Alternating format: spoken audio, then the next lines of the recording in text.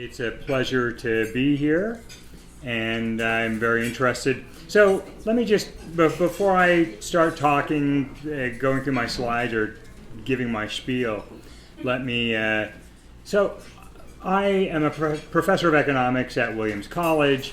I have been interested for all my career in the factors that make communities vibrant, vital, and economically successful. When I moved to Williams, one of the things that I found fascinating about this particular region, the Berkshires, Western Massachusetts, is the important role that cultural organizations and cultural institutions played. And so with the help of some startup funding from the Ford Foundation and then subsequent funding from Mass Cultural Council and other places, we started this little group, the Center for Creative Community Development. And much of our main mission was to try to help communities and help organizations like those that you all work for or work with to better understand and tell the story about their economic impact, their social impact, and how they were affecting their communities. Now, for really large organizations, for organizations with annual budgets in the scores of millions of dollars or higher, they'll typically have somebody in-house that really has some training in that and does that. But where we found an important gap was smaller organizations with budgets of $500,000 up to even as high as 8 to 10 million per annum. They didn't have the resources. They're so busy doing the important work they do of preserving and curating shows and presenting things. They're so busy with that, they really don't have the resources to have someone in-house to help them. And so what we have tried to do over the last 15 years is partner with organizations and help them, whether it's lining up students to work as interns or undertaking the research ourselves. So that's been what we're about. And some of these studies we put up online on our website. Others we just try to help out people with. And so today I want to talk about some of the observations that we've made over the years about the economic impacts of art, try to help you understand how we, as economists or social scientists, think about this evaluation process. And I hope along the way help suggest the kinds of data that you might want to be collecting, how you might make use of it, and how you might more effectively advocate for your own organizations and tell the story about how you affect your communities. So, I think of the economic impacts of art as part of the broader social impacts of art, part of the broader social impacts of culture more generally. This and it goes both ways. Not only do you need to tell the economic story in order to advocate and get the resources to do your jobs effectively, but if you do your jobs effectively, then you will have social and economic impacts, and that's part of why that's part of what we're trying to analyze. So, but we understand that the most important thing from your perspective is the conservation of the places where art was created, the conservation of the works, the presentation of these works and the tools that were used to facilitate scholarship for people. We've heard about, you probably heard more about this even yesterday, but I was fascinated to learn more today about how the different organizations are working to facilitate scholarship about the creation of works, to serve as an important resource for understanding how these influences come together, how they developed to create the objects that are so important to our culture and society. Preserving the historic artists' houses and studios also provides a great opportunity, and we've heard some about this today, to understand how, the environment within which these works were created. So the chance to visit and develop an appreciation for how this creativity was nurtured, where these works were created, all of that is kind of job number one. And we get that, and I don't want to in any way dissuade you from thinking of that as job number one. So the economic impacts of art is not the primary objective of most of your organizations. There may be a few. I don't know the story of each and every organization here. There are certainly some examples of performing arts centers or museums where economic development or promotion of economic activity was a central part of the mission of the organization. But that's rare. For most organizations, the economic impact is a secondary objective. But you have to engage in effective advocacy and development in order to do your job effectively, because it's not free. You need resources. You need to make a claim on scarce resources in order to be able to preserve these places, to help out scholarship, to bring people. And in order to make the claim for these resources, you're often required by foundations, by state arts agencies, by other funders to compare your economic impact with others. And this can leave, I know, a lot of organizations and a lot of people engaged in these practices really frustrated because they're being asked to evaluate their work according to metrics that they don't think of as their primary objective.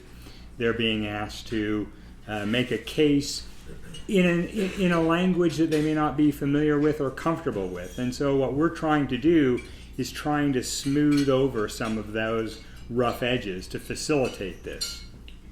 So this analysis does require some data in advance.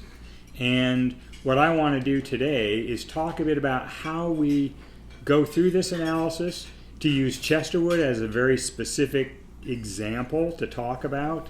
I got in touch with, before preparing these slides, I got in touch with Donna and the good folks at Chesterwood and got some information about their budgets and their level of audience so that I could just run some preliminary numbers to think about what their impacts would be.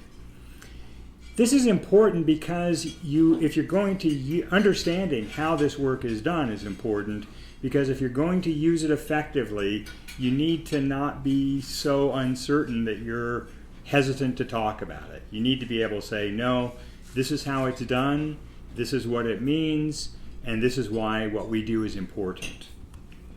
So that's critical for the interpretation. So let's talk a bit about this. We think of arts and cultural organizations as really like any other productive enterprise. They produce goods and services. They preserve and create artifacts and objects. They curate experiences. In many ways, this is like other aspects of a service economy or the broader so-called experiential economy that is becoming an increasingly large and important part of many contemporary economies. That people are willing to pay, they're willing to travel to locations to participate and to have experiences that they remember and that they find enriching. These productive activities contribute to the local economy, and we have ways of actually trying to understand the magnitude and measure the magnitude of that contribution. So I want to emphasize our idea here that arts and cultural organizations are a source of experience. Berkshire County is a really interesting example of an economy that has transitioned over hundreds of years. Initially, we were a place that primarily grew things and cut down trees to some extent and shipped it off to market. Over time, by the mid-19th century, Berkshire County transitioned to a place that was really good at building things. We made cloth, we produced metal, we produced a variety of manufactured objects, but again, those objects were put in boxes and shipped off to market, primarily being consumed elsewhere. Starting in that time of this growing manufacturing economy, we started to develop more of an experiential economy. And as the manufacturing economy subsided with the growth in globalization and changes in the marketplace, we've come to a stage where really one of the dominant activities here in Berkshire County is to produce experiences. Experiences that will entice visitors to travel and allocate some of their expenditures to have those experiences here in the county. That is in some sense an advantage. So it doesn't employ as many people as manufacturing used to, but it can still serve as an appropriate basis for a local economy, because when you bring people to the site to consume, then they're here and they influence other sectors. They have dinner, they sometimes stay overnight, they consume other retailing and services, and those all add up. So in order to understand how these add up, and in order to measure the local economic impacts, we need to have a basic understanding of the economy, but we have to understand that we're starting by contemplating something that each of you absolutely do not want to contemplate. What we do is contemplate the elimination of your organization. Okay, so when we evaluate the economic impact, what we're doing is a kind of thought experiment where we say, what would the local economy be like if Chesterwood or whatever museum didn't exist? If it was gone and was not replaced, how would the economy change? That is the question we're trying to answer when we evaluate the local economic impact. So we need information about how the different organizations trade and buy things from each other. When they engage in this trade, some of the inputs and goods and services are purchased locally. Some are brought in from outside the area. Some of these are sold to consumers or end users within the area. Some are sold to consumers or end users who come from outside. All of that is important for us to be able to evaluate the economic impacts. Much of these data are available and are collected routinely by the U.S. Department of Commerce as part of what's called the Bureau of Economic Analysis. So they routinely conduct surveys of a whole wide variety of productive organizations, including museums and arts and cultural organizations, historic sites. They collect information about where inputs are purchased from, what levels of expenditure, what levels of employment are engaged in, etc. We obtain those data in order to better understand the flow of goods and services that happen between organizations and other sectors of the economy, and local variations in final consumption. When people earn income, they spend money buying all kinds of things. They spend money buying health care, sending their kids to college, going to restaurants, and visiting historic sites. So we use all of those data to model the local economic impact. Now, the actual nature of the tools, you're going to have to bear with me because I'm about to show you grids of numbers, which economists love but lots of other people hate. So what we need to do is to think about what we call the inter-industry flow. These data, as I said, are collected by the Bureau of Economic Analysis, and what they provide for us is information about the relationship between different sectors of the economy. Here I have a stylized matrix. The actual matrix for Berkshire County has 235 columns and 235 rows. So it won't fit on a screen, but this is the basic idea. So you have each sector has a row, and this tells us how the sales of that sector are divided between other sectors of the economy. So, for example, manufacturing sells some of its output to the service sector, to the culture production sector, and to final demand. So it may sell a total of $150 million to these other sectors of the economy.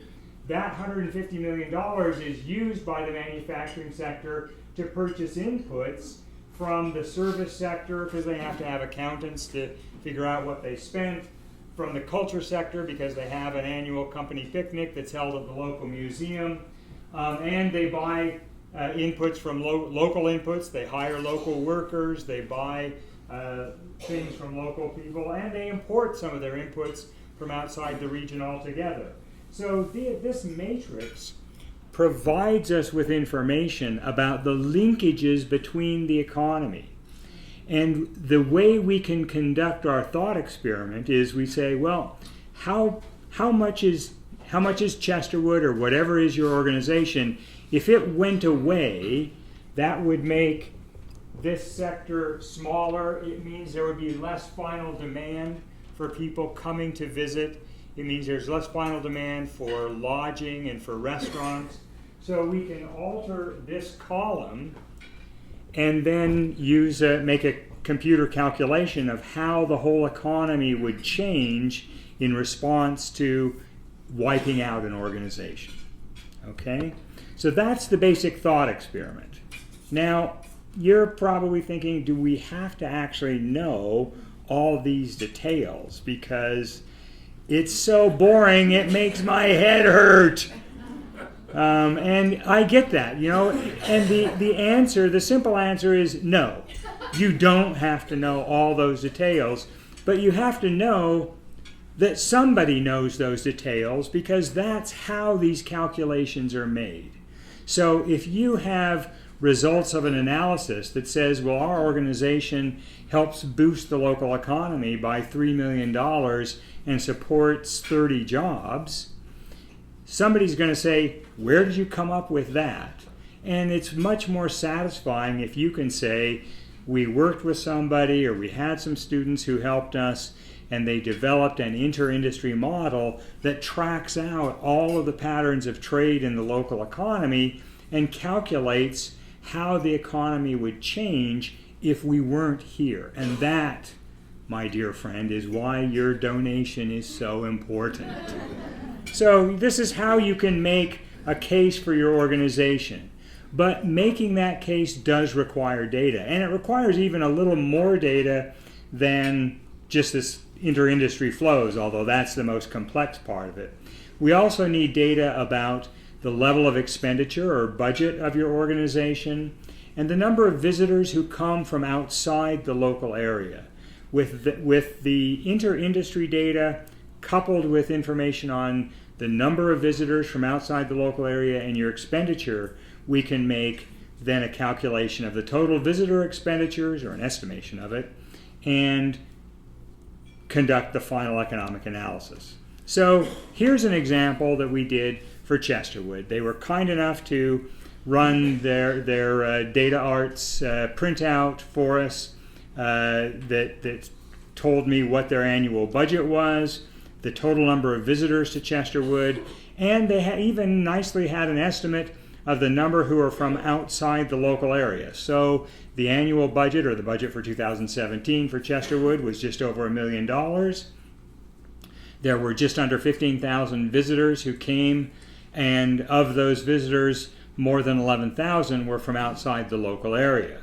Now the table that's below that on the visitor expenditures, I have fudged that a little bit for purposes of this presentation. Not that it's made up. These are the actual numbers from another study that I have just completed. Indeed, it's so just completed that the board has just received it, and I'm not at liberty to say who it is.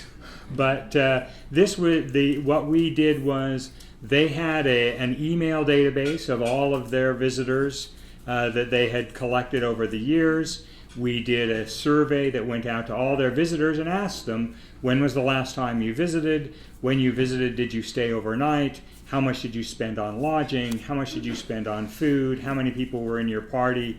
And so on and so forth. From that, we were able to obtain these numbers for lodging, food, retail, and so on, as the average expenditure per visitor. Now you might be looking at this and going, $11?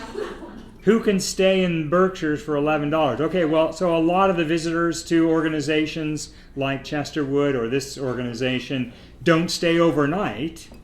And so those that do stay overnight, they're going to spend, it might be a group of two, they'll stay in a place that costs $150 a night, so that's $75 per person. But then they're averaged in with a bunch of people who just didn't stay overnight. Okay, so these are averages per ticketed admitted person at this other organization. But this is very recent data. It was just collected in 2019, and it represents a reasonable estimate. I've done lots of these surveys for groups ranging from Mass MoCA to the Boston Symphony Orchestra and Tanglewood, and you typically get numbers in this range. Numbers in the range of $125 to $180 per person. That's a reasonable set of numbers for people coming to the Berkshires. So then we take these numbers, put them into the model that you saw here, and then we can calculate how much the local economy would change if Chesterwood was not here doing the important work that it does. And this is the final effect. So the direct effect includes that's the first column of that matrix at the top.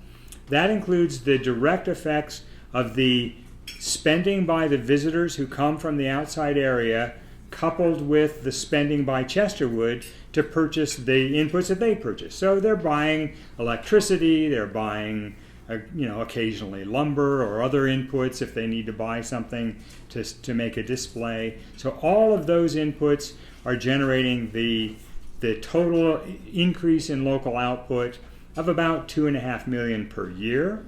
That is supporting about 38 jobs. So we know that just under 20 of those jobs are direct employment by Chesterwood itself, full and part-time. The other 20 or so jobs would be in the industries or economic sectors that are serving the visitors. That's generating about 1.2 million a year in labor income, and the average labor income per worker supported in the direct effects about 31,000 per year. The indirect effects are the next two columns are the so-called multiplier effects. So when Chesterwood buys inputs from a local economic sector, that local economic sector has to expand, and it employs people, and those people, so it has to expand, it has to buy some inputs locally. So a further somewhat more than $500,000 in local output is attributable to increased economic activity amongst the sectors that Chesterwood buys things from. And then all those people who are employed in those sectors and in Chesterwood itself, they have income to spend, and they're spending it on an incredible variety of things. Everything from orthodontic services for their kids to hunting equipment to all, you name it. So virtually every sector of the economy. So as I said, there's about 235 active measured sectors in the local Berkshire economy. It's probably 220 of them have at least some impact. It can be really small. So the number of plumbing services or lumber harvested is probably a very small part of it. But healthcare is not small, educational services is not small, home building is not small, those kinds of sectors. And these models can actually give you a breakdown sector by sector of the impact. So all of that combines to mean that this organization that's doing such important conservation and making resources available for scholarship is also helping to support the local economy to the tune of about $4 million a year. There's about 50 jobs whose existence here in Berkshire County depends upon the operation of Chesterwood and the people who come to visit it. The average income that's being earned by people whose jobs are supported is about $34,000 a year. So that's real economic impact. We can explain the data that support this analysis, and this can be used when you're filling out those darned grant applications and they say, address your local economic impact. You can say stuff like this. So it has a real impact and it is measurable. So I just want to conclude with a couple of observations. I'm happy to answer questions, but I just would say all of your organizations will be generating local income and employment. And that impact can be estimated. This is not something that we just have to make a complete guess about.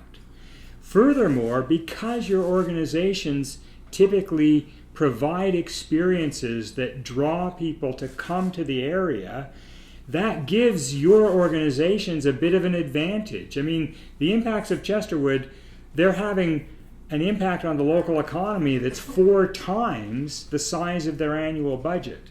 That's a larger multiple than would be true for a lumber mill or a small manufacturing company that had the same size. And that's because the experiential economy is drawing people to the local area, helping to support the local economy.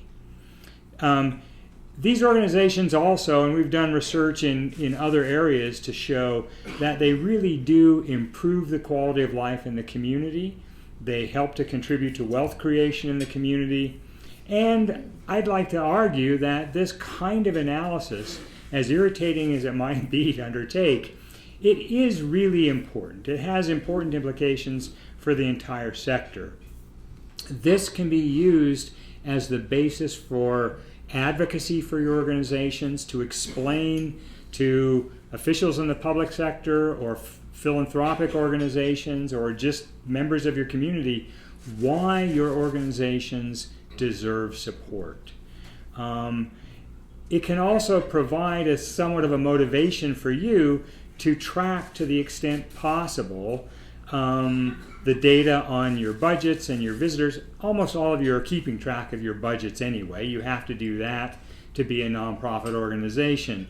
But different people have different policies for organizations. One of the truly tragic moments in my research on this topic happened when I was working with a very small neighborhood museum in Chicago. And they were free. They didn't charge an admission. But every person that came in the door, they said, we don't charge an admission price, but we do ask that you sign our guest register and tell us the zip code that you're from. And so people said, okay, great, and they would sign in and write their zip code. And they had been operating like this for years, and they had a huge stack, a whole closet full of these guest books. And so I thought, great, I can use that information to determine the number of visitors and work out what the economic impact of this museum is. Unfortunately, I made a mistake. This was early on, about the second or third year I was doing this. I didn't immediately go to them and say, lock that door, secure those resources, because I'm going to need all that information. So I went away, I lined up some funding, hired some students to do it, and got in touch with them and said, okay, so I need to come back to Chicago and get all of your guest books. And they said, what guest books? And I said, the guest books that you've been having people sign in for the last 8 or 10 years. And they said, oh, we're so sorry. We didn't realize that those were helpful, and they've all been discarded. So it's like, ouch. So,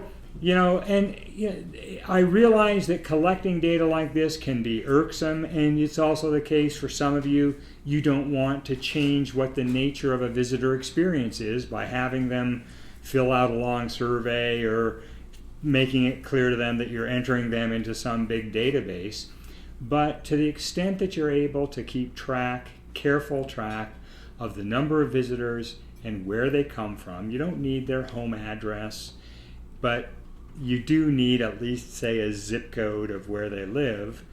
And then an attractive thing about building a database with some email addresses is it enables us to then, if we're working with a group, to say, well, let's send some surveys out to your audience and just find out how they, what the nature of their visit was, how much they spent.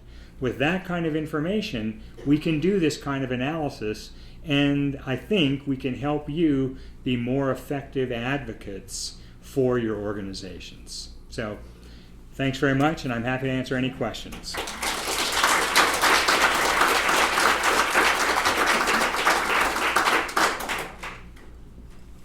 Yes, in the back.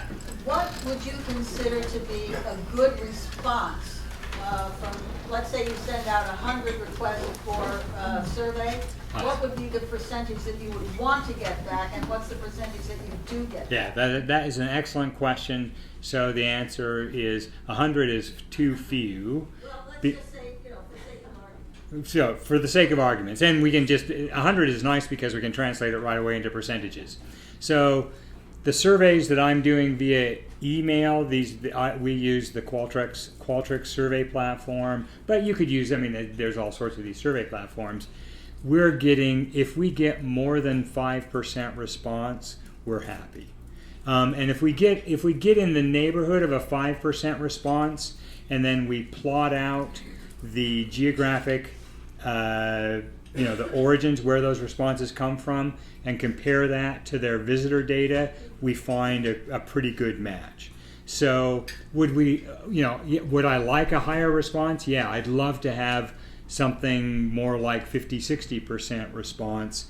But with email surveys, you just do not get that. People are spammed so much, and they're busy. It's not just that they're suspicious; they're busy, and so we try to make our surveys extremely as simple as possible. Never do I send out a survey that takes consistently more than 5 minutes to answer. We sometimes are able to offer some kind of incentive, like a free pass to the organization or something like that if it's a ticketed organization. But lots of times the budget just doesn't permit that, and you just do the best you can. So yeah, if we can get something in the 5% response rate. How many do we actually send out? So that survey that we just had there, I think we sent out about 30,000 emails. So, yeah, and the largest survey, like working with the BSO, they have a huge database. So we can send out a survey to 80 or 90,000 people, and then you get a really good number of responses. Yeah. How confident do you feel about the quality of the data you collect? I mean, do people remember, I bought a coffee and how It's a good question. Yeah. The day of their visit? That's right. So you definitely have recall error, and we have tested that a little bit because we ask people so they can misremember when they last visited even, but we have at least said, well, suppose we assume that their memory about when they most recently visited is correct. Do we get a different kind of response if we look at people that it's been 3 years since their last visit versus who visited last year? Because presumably if they visited last year, they'd have a better recollection. You don't see much difference there. Is there error? There must be error. But you just have to accept that as, well, it's better to have information that is subject to some variability than to be making a full guess. Yes? Could you explain, on one of your graphs you had direct, indirect, and induced. I'm familiar with direct and indirect, but I've never heard of induced effect. Yeah, so the indirect, let me just imagine a transaction. I'm at Chesterwood, we're doing a summer display of something, and we need to construct a case or stand to display it. So we need to go buy some lumber to build that, and I've got some people in-house to do that. We go to buy the lumber from a local hardware store or lumber shop. That lumber store expands a little bit because of the business that we give them. That expansion is the indirect effect. The induced effect comes because people working both for me and for the lumber shop, they're earning more income and they're spending that all over the place. So the induced effect really comes from, the reason it's separated out here is it comes from information about how local households spend their money. And the indirect effect is coming from information about the direct linkages between sectors of the economy. Okay? Sure. Yeah.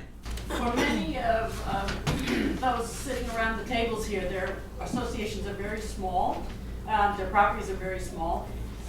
Do you have any wisdom as to whether there are, I don't know, pro bono organizations that are popping up that could help them, or what would Yes, your I advice do be? have some comments about that. It's a great question because many of you, if you've contacted like commercial consulting firms or whatever, you know, to do a big study like this, they might charge anywhere from $30,000 to $50,000. So a good deal is to get hooked up with somebody like me, who's just like some professor somewhere who just likes doing this. And so then what I'll do is sometimes I'll do it for free. Like I'm not charging anything for this, and I'm really hopeful that Donna and the people can make use of it. And I'm happy to defend it as, you know, having some accuracy. But, you know, other people come, you know, they get in touch with me, and so I'll say, well, I'd need a student to do that. I'd need to buy the data for that. So, you know, then to do a study like this might if it's hiring a student RA for the summer plus the data and some toing and froing, maybe more like $10,000, $12,000. So hook up with a local academic. Call someone, find your local college or university, call someone in the economics, the sociology department. If there's a art management program, call them. Hunt down somebody who would be interested in having access to the data because they're interested in understanding how these processes work.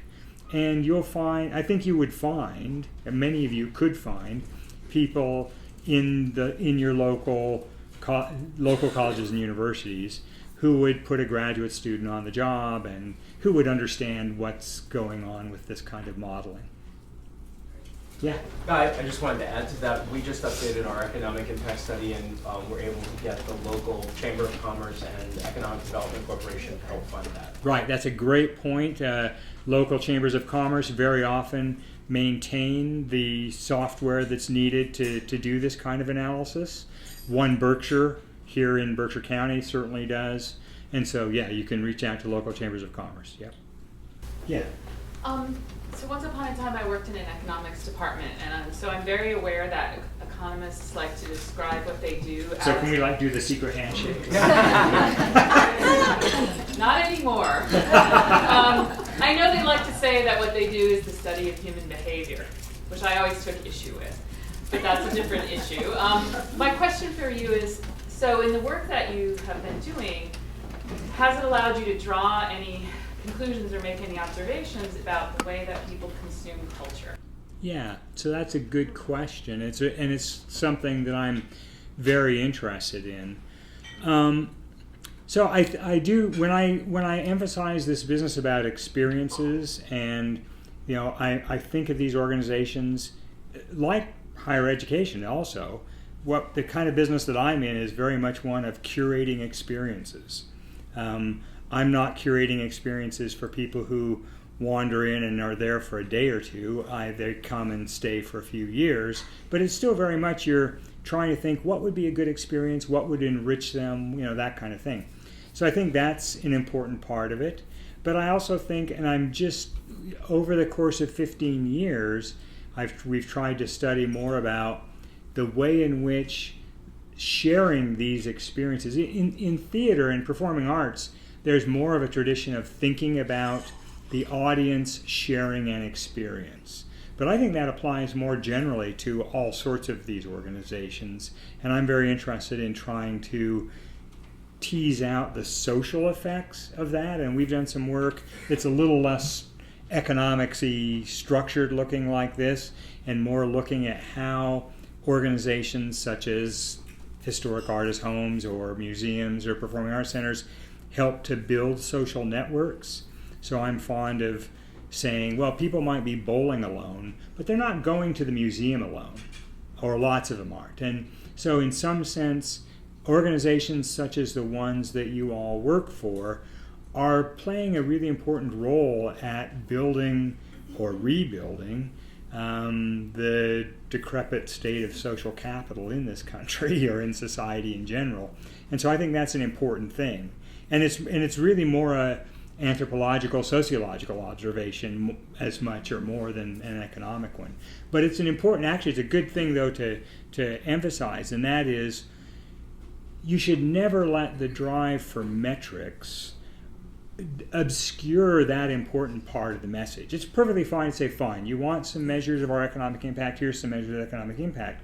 But then include a paragraph or sentence at least that says, this is only part of the social impacts that we have. We bring people together. The great story, where's the person from the story you were telling about keeping your space for the nonprofits to come. That's a dynamite example of something that organizations do that's an important part of their social function that doesn't get the full merit that it should be getting when you run these kind of numbers. So, and I think it's important to just keep pointing that out and reminding people that, yeah, these numbers tell us something, but they're not the whole story. Yes, you've been... Are you familiar with the data that American Alliance of Museums has done on the economic impact of museums? And if so, would you recommend that as a useful resource? Yes, it's absolutely a useful resource, and Americans for the Arts also collect information and make it available. So you should draw on, and in lieu of having the resources to do an audience survey or find out information about how much people spend when they come to visit, some of these kinds of resources can be excellent. So yes, I don't in any way disrecommend them. I think they're great. Donna? What would be the 3 most important questions to ask your visitor when they arrive at the museum if you have a form for them to fill out and they have a little incentive to fill it out? What would be those 3 questions you really need to have answered in a data analysis? Well, let me start with the 2 immediately leap to mind, and that is, where are you from? What zip code is your primary residence? Where do you live? And how long are you planning on being here? Are you staying overnight? Are you here for a few days? Are you here for 3 months? And in some places like here in Western Massachusetts, it's a mixture. So some of the organizations we study, and there's so much emphasis here in Western Mass on the revenue from the hotel and motel tax, and that revenue is easily swamped by property taxes paid on second homes, not all second homes by any means, only focusing on the second homes that are owned by people who say they bought a second home to be near to Tanglewood or to be near to be here for the cultural organization. So when we do our email surveys, we're asking that. So asking people how long they're going to be here for, where their normal residence is. After that, so since you offered me 3 questions, I think I might actually then ask them something about their relationship with the organization. Something about what are you here to see? Why is this place? Why did we come up on your radar screen? So something like that would give you some information about their level of engagement. How about the question, how did you hear about us? Something like Is that. that important to know? Yeah. Well, it's important to know because we spend so many dollars. Yeah, you spend a lot of money. Advertising, social media, what direction should we be? Yeah, exactly. So Yeah, we're sort of out of time, so.